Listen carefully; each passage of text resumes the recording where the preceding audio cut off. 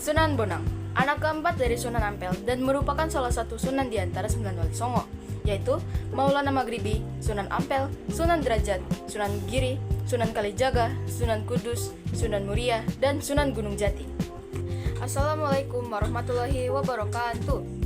Halo semuanya, nama saya Nadine Sekartika Sandria Alika atau bisa dipanggil sebagai Nadine. Saya dari kelas 83, seorang siswi dari SMPN 199 Jakarta. Pada kesempatan kali ini, saya ingin menyampaikan ringkasan tentang Sunan Bonang. Sebelum kita membahas Sunan Bonang, kita harus mengetahui apa itu Sunan. Sunan merupakan gelar kehormatan yang berarti orang yang dihormati. Kata Sunan berasal dari kata susuhan. Selain gelar para wali penyebar Islam ataupun wali Songo, gelar ini juga digunakan untuk penguasa seperti raja-raja, orang-orang agung, ataupun ulama. Sunan Bonang lahir dengan nama Raden Makdum Ibrahim pada tahun 1465. Adalah seorang putra dari Sunan Ampel dan Nyai Ageng Manila.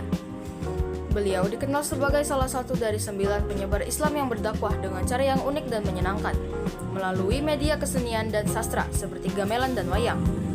Ia mengubah lirik lagu-lagu Jawa dengan memasukkan nilai-nilai Islam seperti 2 kalimat syahadat tiap baitnya. Sunan Bonang juga dikenal sebagai pencipta karya sastra penting seperti Suluk Wujil dan Tembang Tombo Ati. Latar belakang dan keluarga. Sunan Bonang adalah putra dari Sunan Ampel dan Dewi Chandrawati. Ia lahir pada tahun 1465 dan wafat pada tahun 1525 di Tuban. Selain sebagai tokoh agama, ia juga dikenal sebagai guru dari Raden Patah, pendiri Kesultanan Demak. Metode dakwah. Sunan Bonang menggunakan seni dan budaya sebagai sarana dakwah yang efektif. Ia menciptakan gending Tombo Ati yang populer, serta memanfaatkan alat musik Bonang dalam gamelan untuk menyampaikan pesan-pesan Islam. Kontribusi dan warisan. Sunan Bonang meninggalkan warisan berupa karya seni, musik, dan sastra yang berperan dalam melestarikan dan mengembangkan syiar Islam dalam budaya lokal. Ia juga dikenal karena menekankan toleransi dan penghormatan terhadap budaya lain dalam dakwahnya. Makamnya di Tuban menjadi tempat ziarah yang banyak dikunjungi. Penyebab kematian Sunan Bonang.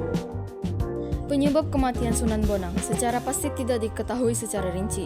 Namun, berdasarkan berbagai sumber dan legenda yang berkembang, ada beberapa penjelasan yang beredar di masyarakat dan catatan sejarah. Dalam beberapa legenda, disebutkan bahwa Sunan Bonang meninggal karena sakit yang diakibatkan oleh kelelahan setelah melakukan perjalanan panjang dalam menyebarkan agama Islam. Ada juga cerita yang menyebutkan bahwa beliau meninggal karena sakit berat yang tidak sembuh. Dari kisah Sunan Bonang, kita belajar tentang pentingnya berdakwah dengan bijak dan kreatif. Semoga video ini memotivasi kita untuk menghargai seni dan budaya sebagai sarana positif kita sehari-hari. Sekian dari saya, mohon maaf bila ada salah kata dan jika saya ada kesalahan, mohon dimaafkan. Sekian dari saya, wassalamualaikum warahmatullahi wabarakatuh.